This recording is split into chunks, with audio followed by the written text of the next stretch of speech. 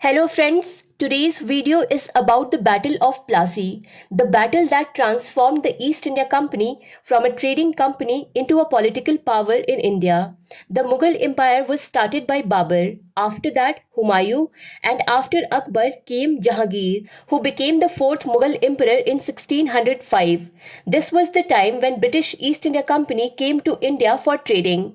Britain's ambassador Sir Thomas Roe stayed in Jahangir's royal court for a long time and kept trying to bribe him in different ways.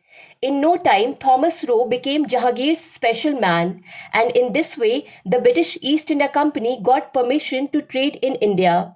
This was a big hurdle which was successfully cleared by the East India Company in 1618.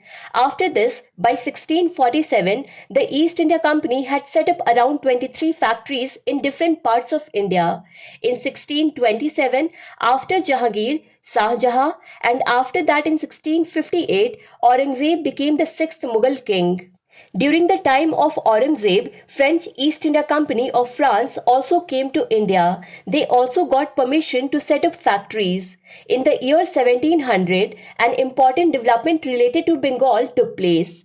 Aurangzeb made Murshid Quli Khan the Diwan of Bengal. Bengal at that time was a very big state. Today's West Bengal, Bihar, Bangladesh and Odisha was considered as a part of Bengal at that time, and then the capital of Bengal was Dhaka.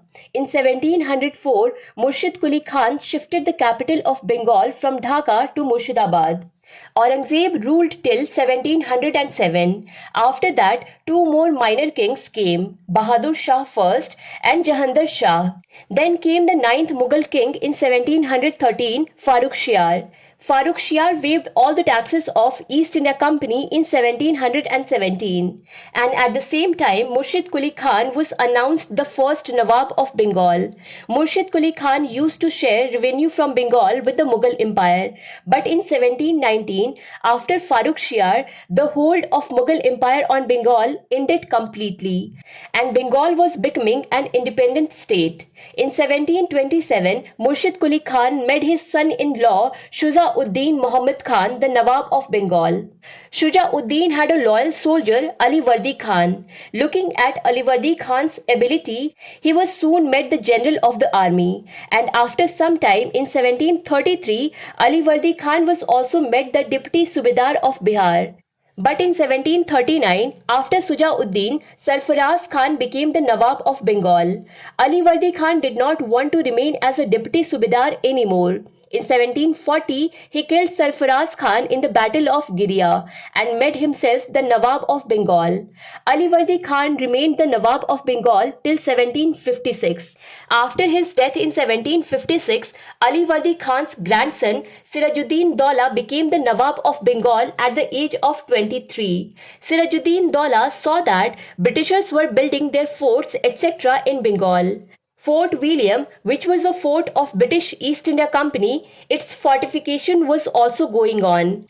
Actually, in 1756, 7 Years' War had started in Europe, in which Britain and France were standing against each other. So at such a time, the Britishers felt that the French East India Company could attack their factories. Besides, the Maratha army used to attack Bengal in between. That's why the Britishers were fortifying the forts so that their factories would be safe. But no argument of British East India Company seemed genuine to Sirajuddin Daulah. It was clear that Britishers could not build any fort on the land of Bengal. Apart from that, the Britishers and the French were printing a lot of money, but Bengal was not getting any kind of tax. He believed that the era has changed since Farrukh Shiar had given exemption on the tax in 1717. Bengal is no longer under the Mughals. Now the rule of the Nawabs should continue in Bengal. Britishers will have to pay taxes. Sirajuddin Daulah immediately took action on this, and he called the representatives of the British and French East India Company and asked them to close their forts and fortifications immediately. Also, from now onwards, they will have to pay tax. This was explained to them. French East India Company agreed to Sirajuddin Daulah, but British East India Company flatly refused.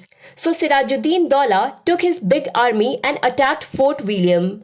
After attacking, most of the Britishers ran away from there, but around 146 people were caught, in which there were children and women. They were locked in a small guard room of Fort William. The next morning, when the door opened, only 23 people out of 146 were found alive. The rest died due to suffocation. This incident is known as Black Hole, and Sirajuddin Daulah took Fort William in his possession. The escaped people were hiding in a place called Pulta. They sent information to Robert Clive for help. Colonel Robert Clive was in Madras at that time. Robert Clive left Madras with 3,000 infantries, that is, foot soldiers, towards Bengal. At the same time, Admiral Watson bombarded the port of Bengal with his 3 water warships. Sirajuddin Daulah could not face Robert Clive and had to sign a peace treaty named Alinagar Peace Treaty. Alinagar got its name because after the Black Hole incident, Sirajuddin Daulah had renamed Kolkata as Alinagar, and this treaty was basically signed in Kolkata. According to this treaty, the Fort William was now returned back to the Britishers. Sirajuddin Daulah will now have to accept all those conditions which Farooq Shiar had given tax exemption to Britishers. Britishers can produce their own coins, build their own forts, and can also keep army in Bengal. But the Alinagar Peace Treaty could not keep peace for a long time. Robert Clive had decided that he would no longer allow Sirajuddin Daulah to remain the Nawab of Bengal. He lured Sirajuddin Daulah's commander-in-chief Mir Zafar to his side to make him the Nawab of Bengal. After that, Robert Clive attacked the Chandranagar factory of French East India Company in Bengal. Sirajuddin Daulah felt that Britishers were crossing their limits, so he decided to attack Britishers. This time, this war was fought in Plassey on the banks of river Bhagirathi. In this Battle of Plassey, Robert Clive killed Sirajuddin Daulah with the help of Mir Zafar and made Mir Zafar the Nawab of Bengal. Mir Zafar continued to work like a puppet of Robert Clive. The Battle of Plassey made the East India Company a political power, which had come to India only as a trading company.